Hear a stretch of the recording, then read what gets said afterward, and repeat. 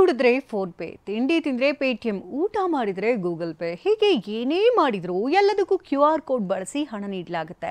ಇದನ್ನೇ ಬಂಡವಾಳ ಮಾಡಿಕೊಂಡಂತಹ petrol bunk ಸಿಬ್ಬಂದಿ ಉಂಡ ಮನೆಗೆ ದ್ರೋಹ ಎಸಗಿದ್ದಾನೆ. ಬರೋಬ್ಬರಿ 58 ಲಕ್ಷ ಹಣ ದೋಚಿದ್ದಾನೆ. ಇಲ್ಲಿ ಫಟ್ ಫಟ್ ಅಂತ ಸ್ಕ್ಯಾನ್ ಆಗ್ತಿದ್ರೆ ಆತ ಕಂಪನಿ ಅಕೌಂಟ್ ಕೂಡ ತುಂಬಿ ತುಳುಕಬೇಕಿತ್ತು. ಆದ್ರೆ ಇಲ್ಲ ಆಗ್ತಿದ್ದೇ ಬೇರೆ. ಗ್ರಾಹಕರು ಸ್ಕ್ಯಾನ್ ಮಾಡ್ತಿದ್ದಂತೆ ಹಣವೆಲ್ಲ ಈ ಕಿರಾತಕನ ಅಕೌಂಟ್ ಸೇರ್ಕೊಳ್ತಿತ್ತು. ಅಷ್ಟಕ್ಕೂ ಉಂಡ ಮನೆಗೆ ಕನ್ನ ಹಾಕಿದವನ ಕಥೆಯನ್ನೇ ತೋರಿಸ್ತೀವಿ ನೋಡಿ. ಪೆಟ್ರೋಲ್ ಬಂಕ್ ನಲ್ಲಿ ತನ್ನದೇ ಸ್ಕ್ಯಾನರ್ ಇಟ್ಟಿದ್ದ ಭೂಪ 2 ವರ್ಷದಲ್ಲಿ 58 ಲಕ್ಷ ದೋಚಿದ ಕಿರಾತಕ. ಈತ ಮೋಹನ್ ದಾಸ್. ಮಂಗಳೂರಿನ ಬಜ್ಪೆ ನಿವಾಸಿಯಾಗಿರೋ ಮೋಹನ್ ಕಳೆದ 15 ವರ್ಷಗಳಿಂದ ಮಂಗಳೂರಿನ ಬಂಗ್ರಕೂಳೂರಿನಲ್ಲಿರೋ ರಿಲಯನ್ಸ್ ಔಟ್ಲೆಟ್ ಫ್ಯೂಯಲ್ ಬಂಕ್ ನಲ್ಲಿ ಕೆಲಸ ಮಾಡ್ತಿದ್ದ. ಸೂಪರ್ವೈಸರ್ ಆಗಿದ್ದವನು ಬಂಕ್ನ ಹಣಕಾಸು ವ್ಯವಹಾರ ಸೇರಿದಂತೆ ಸಂಪೂರ್ಣ ನಿರ್ವಹಣೆ ನೋಡ್ಕೊಳ್ತಿದ್ದ. ಕಂಪನಿ ಕೂಡ ಈತನ ಮೇಲೆ ನಂಬಿಕೆ ಇಟ್ಟಿತ್ತು. ಇದೇ ನಂಬಿಕೆಯನ್ನೇ ಬಂಡವಾಳ ಮಾಡಿಕೊಂಡವನು ಬಂಕ್ನಲ್ಲಿ ಸಂಸ್ಥೆಯ QR ಕೋಡ್ ಬದಲಿಗೆ ತನ್ನ ವೈಯಕ್ತಿಕ ಬ್ಯಾಂಕ್ ಖಾತೆಯ QR ಕೋಡ್ ಅಂಟಿಸಿದ್ದ. ಇದನ್ನೇ ಬಳಸಿ ಬರೋಬ್ಬರಿ 58 ಲಕ್ಷ ರೂಪಾಯಿ ದೋಚಿದಾನೆ.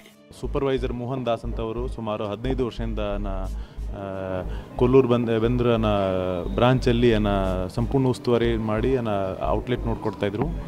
2020 ಮಾರ್ಚಲ್ಲಿ ಅವರು ಅಲ್ಲಿ ರಿಲಯನ್ಸ್ದು QR ಕೋಡ್ ತೆಗೆದುಬಿಟ್ಟು ತಮ್ಮದೇ ಒಂದು ಬ್ಯಾಂಕ್ ಅಕೌಂಟ್ದು QR ಕೋಡ್ ಹಾಕಿ ಸತತವಾಗಿ ಒಂದು 2 ವರ್ಷಕ್ಕಿಂತ ಹೆಚ್ಚು 2020 ಮಾರ್ಚಿಂದ 2022 ಜುಲೈವರೆಗೆ ಒಂದು ಸುಮಾರು 58 ಲಕ್ಷದು ಹಣ ಫೋರ್ಜರಿ ಮಾಡಿದ್ದಾರೆ. ಬಂಕ್ನಲ್ಲಿ 2020 ಮಾರ್ಚ್ 1ರಂದು QR ಕೋಡ್ ಬದಲಿಸಿದ ಈತ 2022 ಜುಲೈ 31ರವರೆಗೆ ತನ್ನದೇ ವೈಯಕ್ತಿಕ ಬ್ಯಾಂಕ್ ಖಾತೆಯ QR ಕೋಡ್ ಇಟ್ಟು ವಂಚಿಸಿದ್ದಾನೆ. ಗ್ರಾಹಕರು ಹಾಕಿದ ಹಣ ಮೋಹನ್ ದಾಸ್ ಕೂಳೂರು ರಿಟೈಲ್ ಔಟ್ಲೆಟ್ ಅನ್ನೋ ಅಕೌಂಟ್ಗೆ ಜಮೆ ಆಗ್ತಿತ್ತು. ಇನ್ನು ರಿಲಯನ್ಸ್ ಸಂಸ್ಥೆ ದೇಶದಾದ್ಯಂತ ಔಟ್ಲೆಟ್ ಹೊಂದಿದ್ದು 106 ಕೋಟಿ ವ್ಯವಹಾರ ನಡೆಸುತ್ತೆ. ಹೀಗಾಗಿ ಇಲ್ಲಿಯ ಕಳ್ಳಾಟ ಗೊತ್ತಾಗಿಲ್ಲ.